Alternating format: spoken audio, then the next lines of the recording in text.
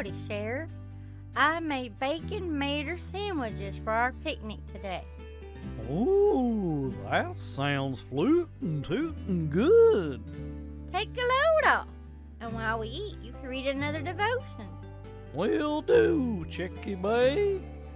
Devotion 12, my lady. After telling Ruth that he had heard all about her character, her compassion toward her family, he had one more thing to say to her, and he said so in the most picturesque of language. Ruth 2:12. The Lord recompense thy work, and a full reward be given thee of the Lord God of Israel, under whose wings thou art come to trust. Boaz described Ruth as having placed herself under the wings of the God of Israel. Multiple times in Scripture, God describes himself in those types of terms as a protective bird willing to spread the wings over the chick. I think we can all agree on a few things. 1. Life is hard. 2.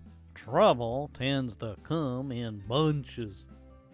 When you have those days where you feel like everything is beating down on you, remember that the very God of heaven, the King of kings, has his wings spread for you to come underneath his protection.